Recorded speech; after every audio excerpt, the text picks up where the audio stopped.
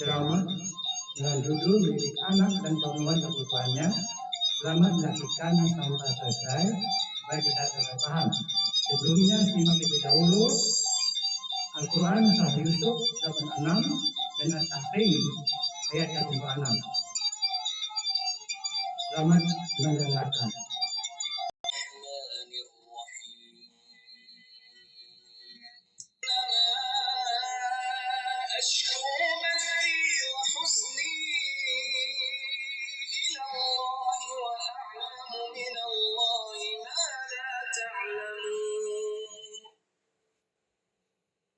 Dia, Yakub, hanya kepada Allah aku mengadukan kesusahan dan kesedihanku, dan aku mengetahui dari Allah apa yang tidak kamu ketahui.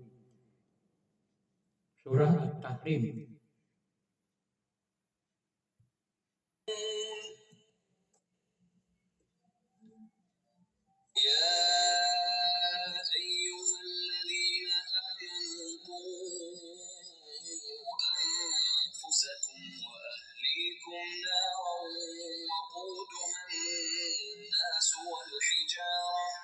وقودها الناس والحجارة عليها ملائكة غلاظ شداد لا يعصون الله ما أمرهم ويفعلون ما يؤمرون. Wahai orang-orang yang beriman, peliharalah dirimu dan keluargamu dari api neraka yang bahan bakarnya adalah manusia dan batu penjaganya malaikat yang kasar dan keras, tidak durhaka kepada Allah terhadap apa yang Dia perintahkan kepada mereka dan selalu mengerjakan apa yang diperingatkan. Berikut ini disampaikan hadis kewajiban orang tua terhadap anak dalam Islam.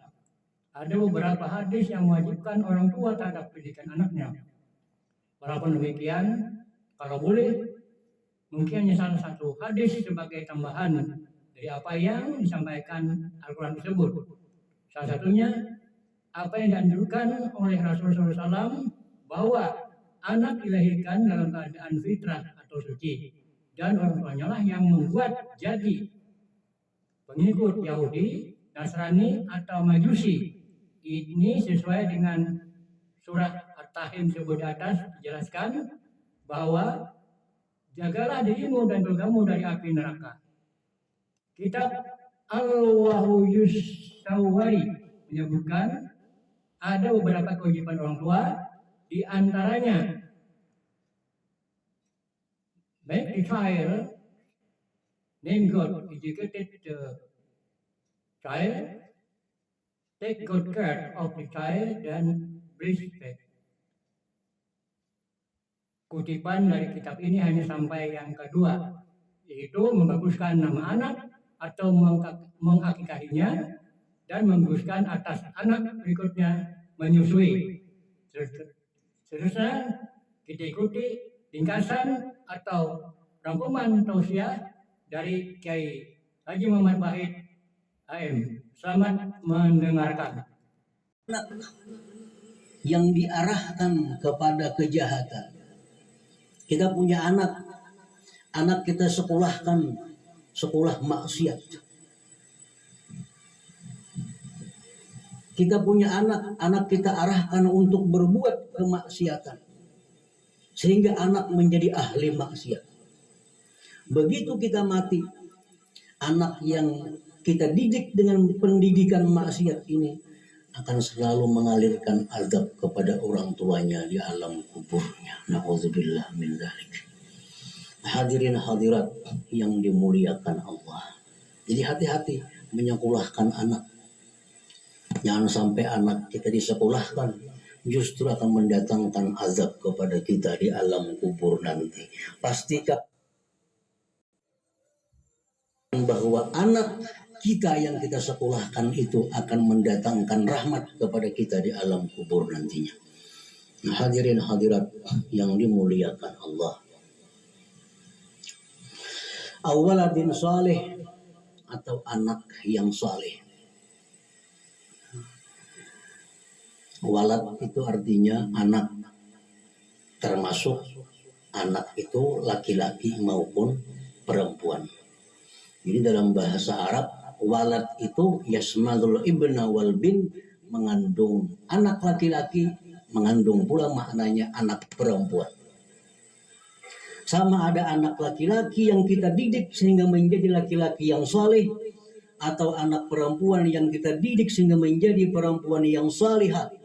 Nah, kalau dia mendoakan kita sudah di alam kubur, kita akan dapat rahmat, dapat ketenangan, kelapangan dari Allah Subhanahu wa taala berkat anak yang saleh tadi. Hadirin hadirat yang dimuliakan Allah.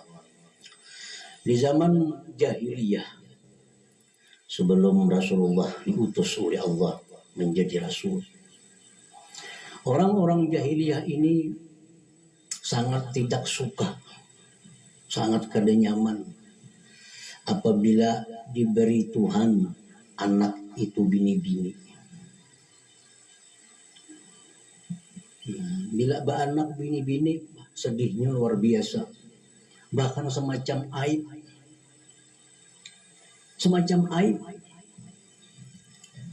Kalau bini melahirkan anak perempuan. Ada yang mengurung diri dalam rumah sampai sebulan, 2 bulan, supan turun ke tanah karena bini melahirkan anak perempuan. Itu zaman jahiliyah. Makanya ada waktu itu dikubur anak perempuan lagi hidup-hidup. Karena anak perempuan mendatangkan aib. Kadang bisa dibawa berkabun, kadang bisa dibawa beternak, kadang bisa dibawa berperang. Kalau diberi Allah anak perempuan, sedih dan marah di dalam hatinya. Nah, demikian itu masih terasa di zaman Rasulullah Sallallahu Alaihi Wasallam, karena waktunya masih berdekatan. Rasulullah sudah diutus, masyarakat sudah banyak yang masuk Islam, tapi sahabat-sahabat Nabi yang Islam ini begitu mendengar istrinya melahirkan anak perempuan, sedih, masih tabawa cara jahiliyah. Nah, sehingga Allah Subhanahu wa taala menurunkan ayat di dalam Al-Qur'an. Wa idza busyira ahaduhum bil unsa dhalla wajhuhu muswadda wa huwa kadhib. Ujar Tuhan, bila dikabarkan kepadanya istrinya melahirkan anak perempuan, wajahnya berubah menjadi hitam, menahan marah. Nah, perilaku ini berlaku sampai ke masa Nabi kita sallallahu alaihi wasallam. Sahabat-sahabat sampai demikian. Kalau dapat kabar anak perempuan, sudah sedih, malu. Nah, akhirnya Rasulullah Sallallahu Alaihi Wasallam menyampaikan sebuah hadis yang diriwayatkan oleh Imam At-Tabarani. Ujar Nabi, man kana lahu ibnah fa'addabaha fa'ahsana ta'dibaha wa gazaha fa ahsana ghidaaha wa asbagha 'alaiha min an-ni'mati allati asbagha Allah 'alaihi kana lahu man'atan wa sitran minan nar. Ujar Nabi, barang siapa ada mempunyai anak perempuan, siapa ada mempunyai seorang anak perempuan, lalu anak perempuan itu dididiknya dengan pendidikan yang bagus, diberi makan dengan makanan yang bagus, dia berikan nikmat Allah kepada anak perempuan itu sebagaimana Allah berikan nikmat kepadanya, maka anak perempuan tadi menjadi dinding baginya terhadap api neraka nanti di hari kiamat. Hadirin hadirat yang dimuliakan Allah. Ada hadis lain yang menyatakan Rasulullah SAW bersabda, siapa yang ada mempunyai 2 anak perempuan, dia didik sehingga menjadi anak yang salihah, biar Nabi, aku jamin dia masuk surga.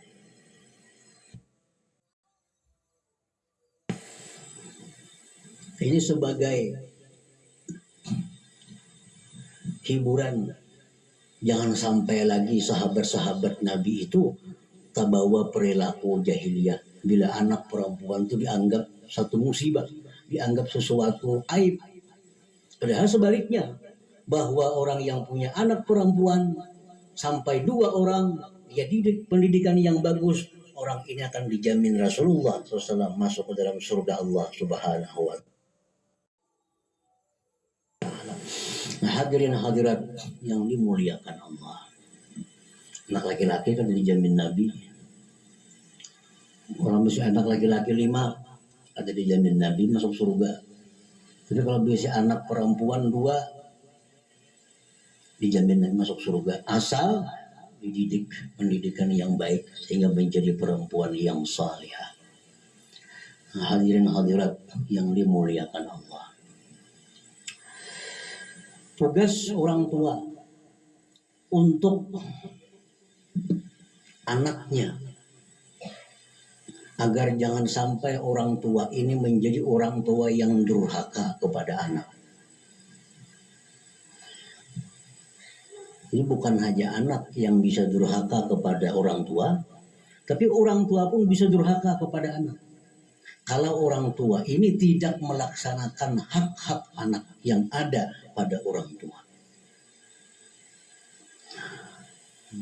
Banyak hak-hak anak yang ada pada orang tua.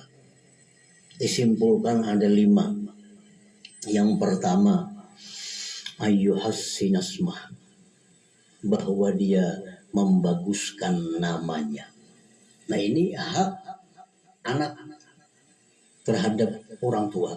Orang tua ini harus mencarikan anak itu nama yang bagus.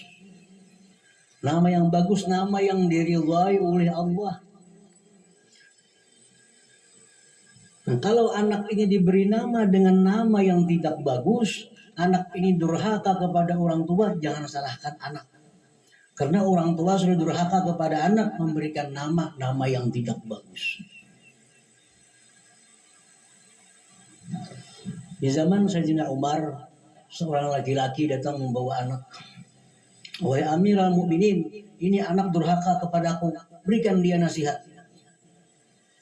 Jar Nabi, wahai laki-laki, siapa garang anak ikam itu ngarannya? Yes, laki-laki itu ngarannya Joli. Joli itu artinya kelelawar. Pantas Nabi anak durhaka lawan ikam. Sebelum anak durhaka kepada ikam sudah durhaka kepada anak. Kenapa anak diberi ngaran kelelawar? Nah, ini nama yang tidak bagus. Jadi berilah nama yang bagus, nama yang diridhai oleh Allah Subhanahu wa Ta'ala. Seperti ibaratnya laki-laki nama-nama Rasulullah, nama-nama para anbiya, nama-nama para aulia. Perempuan nama-nama para aulia, waliyah, para waliyah, nama-nama anak Nabi, nama-nama istri Nabi. Atau nama yang mengandung makna yang bagus, yang mengandung doa kepada si anak. Nah, pertama itu haknya anak kepada kita agar anak ini diberi nama-nama yang bagus, nama yang disukai oleh Allah Subhanahu wa Ta'ala. Nah, yang kedua ayyauqah, ini hak anak yang mesti dilaksanakan orang tua, mengakikahinya, mengakikahi. Itu haknya anak. Rasulullah SAW bersabda, kullu ghulamin rahinatun bi aqiqatih. Anak itu, jar Nabi kita, tergadai dengan akikahnya. Imam Ahmad bin Hanbal mengatakan bahwa anak yang tidak diakikahi itu tidak akan bisa memberi syafaat kepada orang tuanya di akhirat nantinya. Anak yang tidak diakikahi itu rahina tergadai. Artinya ada bisa memberi syafaat kepada orang tuanya di akhirat nantinya. Ini akikah. Nah, akikah itu panjang waktunya sampai usia balik. Kadang mesti 7 hari. Walaupun yang abdal 7 hari. Itu kalau kita kada berduit ditabung. Sehari berapa sampai kena anak umur 15 sampainya balik. Masih haknya kepada orang tua agar diberi akikah ini anak. Ini umur 10 tahun enggak, kena umur 11 tahun enggak, sampai terkumpul duit kita untuk akikah tadi. Anak akan menuntut kita kenapa orang kata dia akikahi dunia kita di akhirat. Nah, akikah. Akikah itu pada intinya adalah menyembelih hewan, kambing. Biasanya tempat kita kambing. Nah, rahasianya apa? Akikah itu menyembelih kambing. Kambing itu kan hewan. Nah, dengan harapan sifat kebinatangan ada pada anak ini tersembelih. Nah, manusia ada sifat kebinatangan. Kita ada sifat kebinatangan. Dengan akikah itu harapannya anak ini kada punya sifat kebinatangan lagi. Macam rakus, sifat binatang, makan hak orang lain. Kambing kada tahu manusia makan. Nah, supaya itu jangan sampai terjadi pada anak kita. Itu inti daripada akikah tadi. Dengan digundul rambutnya, ditimbang dengan emas, disedekahkan emas. Artinya apa? Supaya anak ini punya hati seperti emas. Nah, semua itu ada makna kebaikan yang kembali kepada diri anak. Bila kada dilakukan, nah itu anak akan menuntut kepada orang tua karena itu haknya si anak. Nah, yang ketiga, ayu adibah, mendidiknya, memberi pelajaran. Anak yang tidak dididik dengan pendidikan agama sehingga jadi anak yang jahat, anak yang fasik, di akhiratnya kada hakun masuk neraka. Nah, aku masuk neraka sebelum mencari abah. Mana abahku biarnya?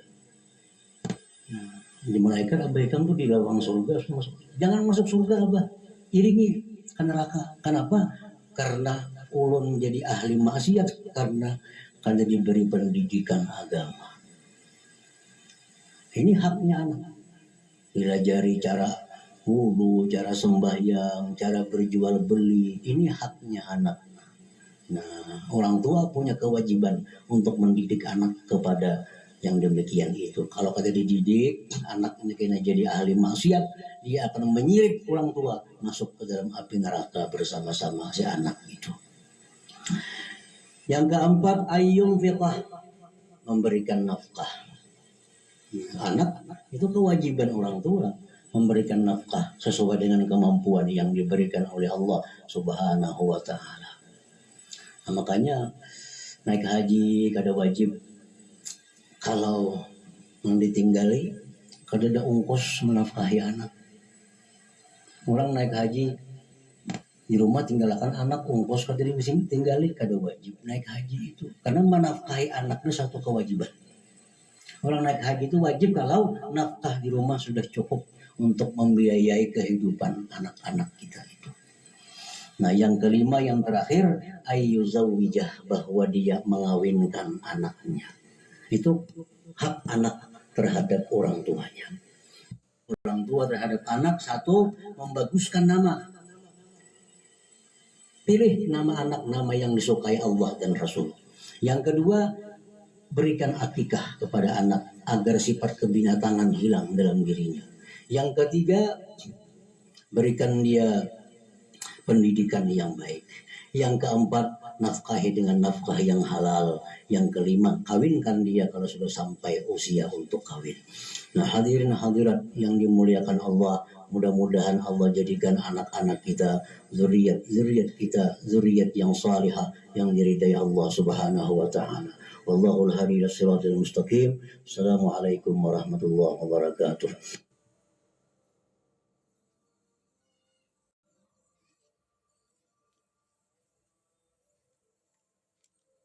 Terima kasih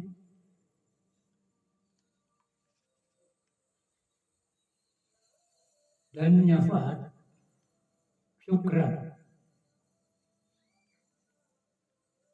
Assalamualaikum warahmatullahi wabarakatuh.